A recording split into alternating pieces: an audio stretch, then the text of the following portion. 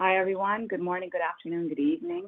This is Henna joining you to kick off the Digital Transformation Conference for 2020. I'm really happy to be here with you, and I'm hoping that you're carving out some good time to focus on these topics.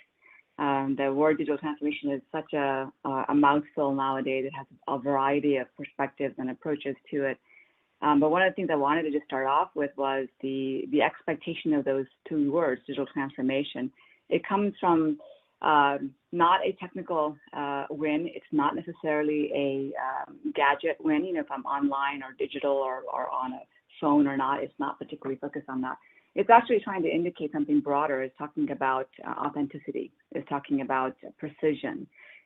Speed is talking about transparency. It's talking about the accountability and the clarity of accountability by the data, who understands it, who owns it, the analytics that are driven by it, the things that the world should expect from it, and things like that. So there's a lot of sort of expectations with the word digital transformation. So I wanted to indicate in the first slide that you notice here, the challenges that come from that digital transformation initiative, and the hardest problems are not the ones that are behind the scenes. They're not the ones that are about cloud or getting things in a mobile-ready or digitized format. It's a little bit beyond that.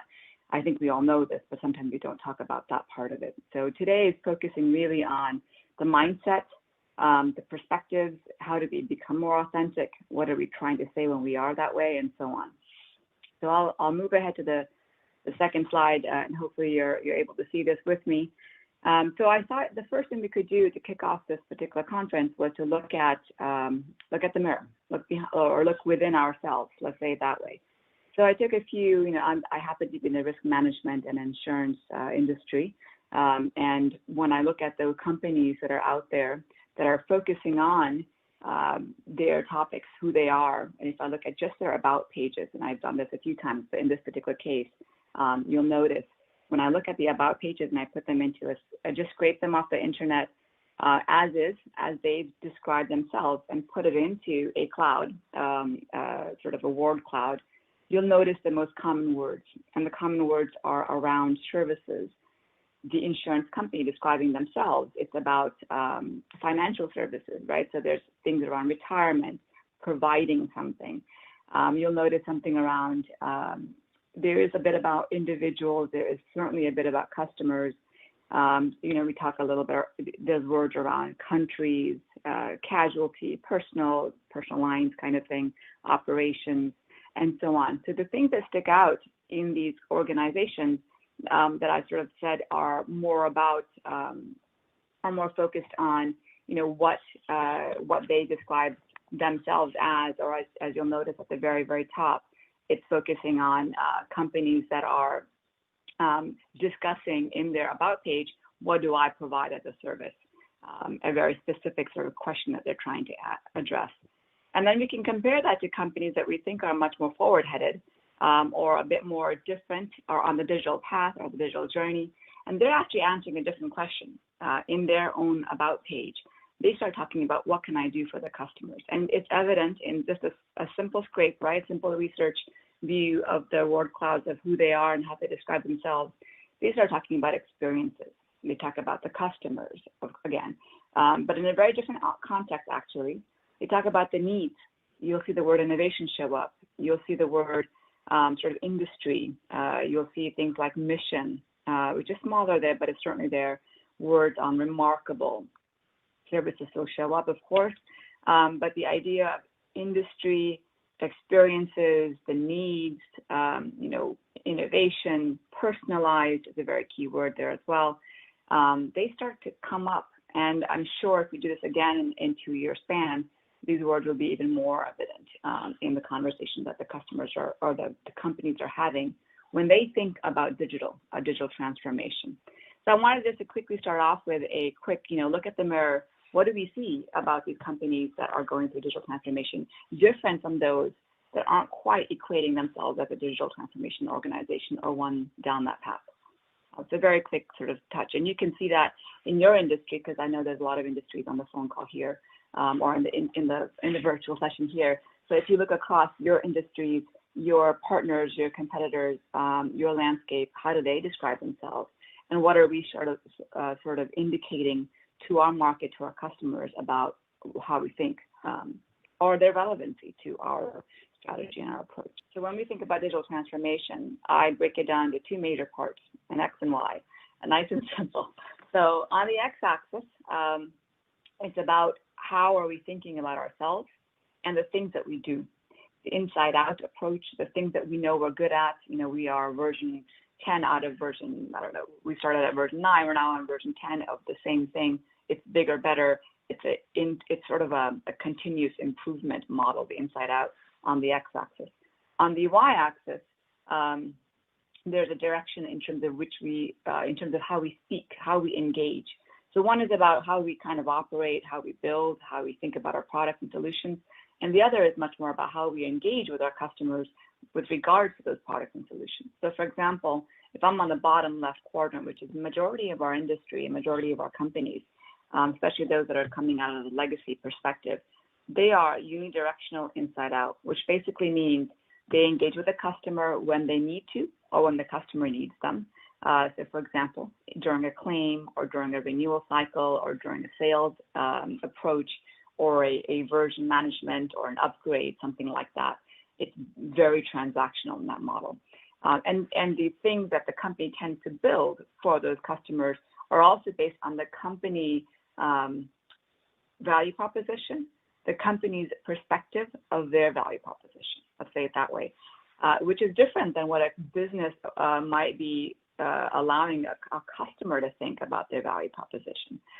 So which if I go to the very end of the other spectrum, which is the top right corner, now we're thinking about companies that are outside in, bi-directional.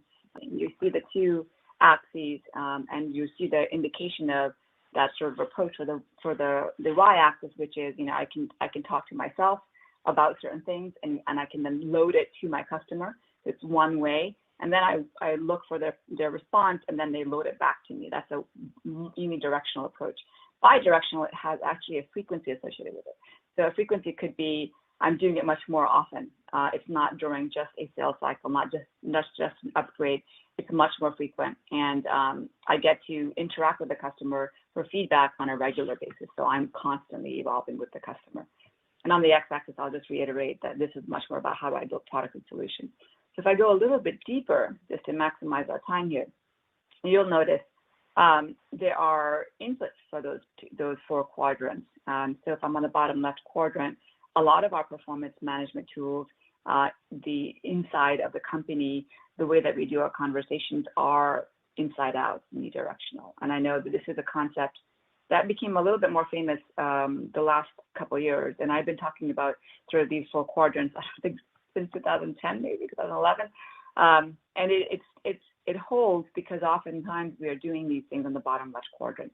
And our goal is the upper right quadrant. Our goal is the upper right quadrant where we're actually able to build things based on customer intent, customer indication, and we're building it in a real-time fashion. So our feedback, our responses, our sort of our recursive routines, or what we're getting in terms of our feedback loop, is actually giving us a continuous partnership. We're co-creating with our customers, and hence we're actually cannibalizing a lot of our own products on a regular basis to replace them with better things that the customer wants and needs on an ongoing basis. And it could be very different than our original value proposition. Original value proposition might have been a specific analytical tool, and lo and behold, the customer actually needs the analytical tool with a geospatial lens to it, with mobile data. All of a sudden, that lens is different than our original intention, but it's much more viable for the customer relationship. So I'm going to keep going. With these sort of lenses in mind, what actually happens then is, if I take a step backwards, now this is a bit of words, but if you look at the center, what I'm hoping to share with you are actually the same four quadrants in a bit more of a businessy sense, right? So the other way was a bit philosophical. It could be, what does that actually mean from an execution standpoint? This is much more execution ready. So if we think about the left side of those two quadrants, the quadrant 2 and 3, they were much more around internal optimization.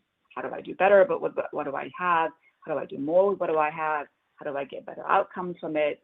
Be more optimized and so on. The right side were actually, so the first and fourth quadrants were much more about external expansion. How do I get closer to the customer? How do I become much more relevant? How do I become a trusted partner with the customer? These are what digital transformation initiatives are grounded on. That's where authenticity, speed, accuracy, transparency, those words that we started off with, come into life. How we speak about ourselves, what we bring to the customer, and what they expect from us starts to shift in these two quadrants. So I'm just sharing that with you in terms of a business model and what does that actually mean from our world. And I've used this in several places before. So if I go further down this route, let's go a little deeper. And a little deeper could very much be around the model that we think about.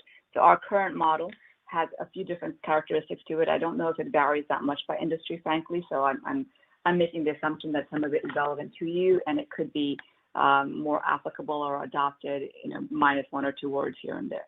So in our current model, you'll see things about direct engagement, somewhat more manual. It may not be online engagement, so it's not digitally enhanced. You can't get the web analytics behind it, but you can get some maybe subjective, but at least some qualitative views from it. Another lens for current models are the physical ability to share things. I'm actually looking at product delivery. I'm able to sort of send something through in a way that I can trace it, I can measure the accountability for it, and so on. It's usually unidirectional. We talked about that. Multiple touch points. So a lot of our current models have a hop, skip, and jump, I think is in English. So we have a lot of touch points. And then there's manual feeds. We have so many manual feeds that we don't know exactly where to count, which one starts where, which one stops where.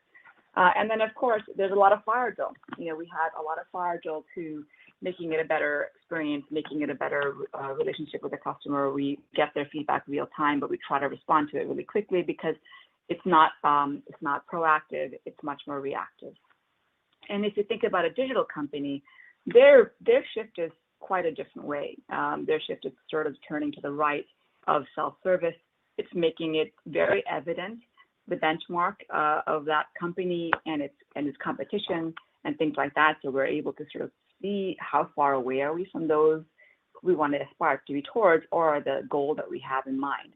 We're able to understand that a little bit more quickly because we have more analytics in our mindset. The way that we do things are much more analytical. And if you go further down, there's a lot of co-creation. There's a lot of programmable APIs. Its ROI is tracked. It's not subjective. It's not just qualitative. It's not that we want to get rid of the qualitative side, by the way. We want both quantitative and qualitative lenses around it. It's very personalized, and there's new business models emerging all the time. So we're not in the bottom left quadrant. We're on the upper right. The business models actually can be different.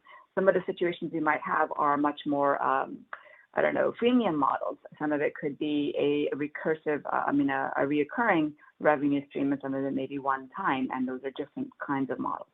So this allows us to think about a digital transformed company with very different lenses compared to that of a current model that are working on organizations, inside out and in a directional way. I keep going further. As some of you might know, in my prior conversations, I talk a lot about data, and the world is talking a lot about data. But it's kind of a noisy conversation because it's not a new topic. We've talked about data forever. We've used data forever. Most companies are very data heavy and not necessarily data driven at all. So they don't correlate. Having a lot of data and being data driven are not the same thing. So I'm sharing here with you sort of a maturity curve. I worked on this some time ago, and I still refer to it sometimes because the fundamentals of data hasn't changed much, and it's gotten more confusing because there's so many different kinds of data out there now. So if I think about just the ability to think about the maturity levels, there are three distinct ones. If I want to be a digitally transformed organization, I am heavily driven by my data, both subjectively in a way that I can understand my qualitative perspective, and I can verify or validate or negate some of the quantitative things that we're seeing in terms of patterns, or vice versa, right? So there's sort of a marriage between those two things we're often doing. In my prior roles, I've often talked about mind plus machine, that combination of what does my AI tell me and what does my intuition tell me. And those two things really sort of testing and verifying our approach to our usage of our data going forward. So here you'll notice that this is a statistical analysis as one bare bones view, the predictability, and almost the predictability in terms of modeling, but also the predictability in terms of exercising that information out. How can we do it more and more? And then there's that next big thing that kind of makes it a recursive routine. If I hit to the very top of it, new granularity, new refined data, I go right to the bottom again. And I'm again using third-party information, IoT sensor data, whatever it might be, to make that recursive routine of the data types that I have. This allows us, if we do it in digitally enabled way, it allows us to evolve, and it allows us to go from that bottom left quadrant to the upper right, because we're cannibalizing our own approaches and our own perspective on a regular basis. I'm going to go down a little bit further for a use case. I thought it'll be good to have based on the fact that we are in the midst of COVID, and a lot of things have happened. So in our space, we need to think about risk management. A lot of things go around. We look at natural catastrophes. We do look at pandemic risks. We look at things around the impact of those risks, or with regards to supply chain, with regards to warehouses, commercial property, digital footprint, things like that. There's lots of things that we can assess. And my team and I worked very closely with, and this was actually a massive collaboration between a company called Paper Crane, which is, I believe, Boston or East Coast based. They have a very interesting approach to location-specific data. They look at location intelligence. Their focus is on location intelligence for everyone. And Paper Crane has worked with us in the past for several initiatives, but one of them was looking at mobile information, the pandemic risk, in a digitally enabled way. So we don't have very digitally enabled approaches right now in our industry that are cutting edge enough. In this relationship with them, we actually were able to do that. So I'll walk you through an example. Hopefully that's different enough than what you see on a day-to-day basis, and perhaps something that's more relevant to broader industries than just the risk management space. So here's an example of, I'm going to walk you through 5 really quick use cases, and I'll drill down on some of the examples of the data without disclosing too much. So an idea could be, if I look at mobile-ready information that's coming through our unique IDs, our mobile devices, a lot of our Sentry information. I'm connecting that with the data that we already have in-house in our company with regards to property, supply chain information, maybe a little bit around personnel, workers' comp, things like that. And we can connect those details very real time now with this data with Paper Crane in a way that it's actually tangible for us to understand geospatial intent, geospatial impact, sort of topological impact, and so on. So one of the examples is baseline activity of policy holding property. Another is the macro trends over time. We have spatial redistribution of personnel. A fourth and fifth examples could be, in terms of use cases, could be the redistribution of the personnel, what happened with the pandemic risk, and so on. And then the FTE and the customer and personnel retention, what's that actually indicate for us as we go forward and think about recovery of those companies and so on. So a quick example here, you'll notice, and I know there's a bit of information here, it's really more of the visual appeal that I'm trying to share with you.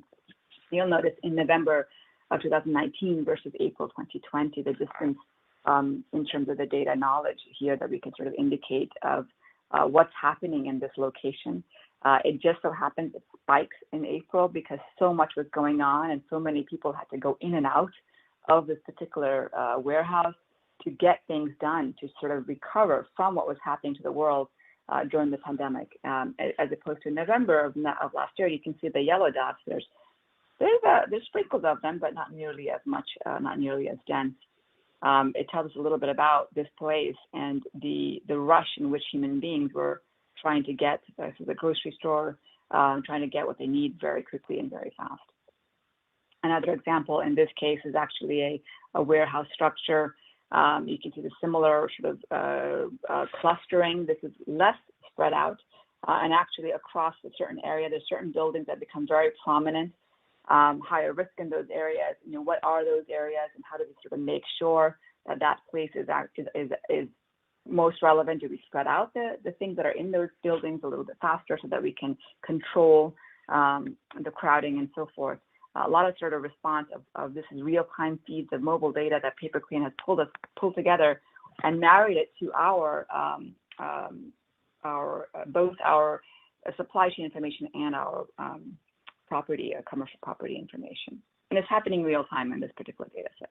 So I wanted to just show you, before I go to that, I wanted to just show you those two examples of, in the pandemic and in the way that we think about digital transformed companies, their reaction to making sure that the customer gets what they need faster and quicker with the kinds of data that are different from what we typically use is possible. It's possible because our business models are shifting. It's possible because we think differently about what we can provide to the customer and what they need immediately versus what do we have and how do we tailor it to the customer. It's quite a different mindset. So I did want to end with an example or a view of, because we're talking about digital transformation, a lot of it is embedded or foundationally pinned to what we can do with our systems and what we can do with our data flow. So I have this view here again that I often bring up. I whiteboard this usually. I don't have I chicken scratch it on a whiteboard so we can walk people through this perspective of systemically things come into our walls from the bottom left side. They go into typical warehouses and typical marts, maybe analytical cubes. These are a little bit outdated. That we actually want a microservices approach to this so that it's highly tailorable. But it becomes a way to get information out, which you'll see on the upper right quadrant. To get the systems out, information, analytical reports, details about what we can do here. There are actuaries, potential actuaries using it. It could be anyone that has a data science perspective and background, or it could be anyone that's an executive that understands data literacy enough to know what they're looking at from the lens of both qualitative and quantitative, or mind plus machine, or intuition based and mathematically based approaches. That's one way of getting information to the customer. And then, of course, as long as that information is then pushed back into what we see on the social listening side, on the social network side, and fed into what we would then call our big data hub. So this sort of cycle that we're seeing, I don't know if you can imagine, this is actually, again, the X and Y axis in live format, where we go from the bottom left to the upper right, and that cycle must go across each other to really get the best out of the company and what it has to offer. So I'm going to conclude by reminding us, when we think about digital transformation, you can plan a lot. You can wait for others to move. We can play the chess game, lose a few pawns here and there. But the intent is very much around doing what you think is necessary for the customers and the responses for the customers in a way that actually is a little bit more than just how you did it before. It is going back to that authenticity, the expectation of I'm going to be there for the customer when they need me the most, and I'm going to be ready for that. And it's very sort of proactive. It's predicting what they need. And I put the word serendipity here because we often forget this. And I would say that one of my more prior, managers strung this in my head several times. And we talked a lot about serendipity, and I've added a few things here, but really the success rates of where companies really do really well and they go beyond what's expected and they survive and then they actually thrive in that space. It's those companies that are not trend followers. They're not need spotting. They're not just doing the market research. They're not just looking for solutions. They're not just doing R&D. They're actually in a different mode of operation. And that's sort of on that upper right quadrant. So I wanted to share that with you as well, thinking about the company-wide culture. How do you look at who you are? How do you speak about who you are? And hopefully that leads to what we often see in the industry about disruption and innovation that's a positive disruption to where we want to head. So I hope that added enough in terms of a start and kickoff for the morning and for the next 2 days that you have with this conference. It's a really rare conference, a lot of different variety of people that come and speak to us here. And I'm looking forward to joining the 2 days with you. And I'm really excited about staying connected as you see fit. You can find me on LinkedIn if needed for any Q&A. I apologize, I couldn't do that in real time here with you, but you knew where to find me. Thank you so much. Roar, back over to you.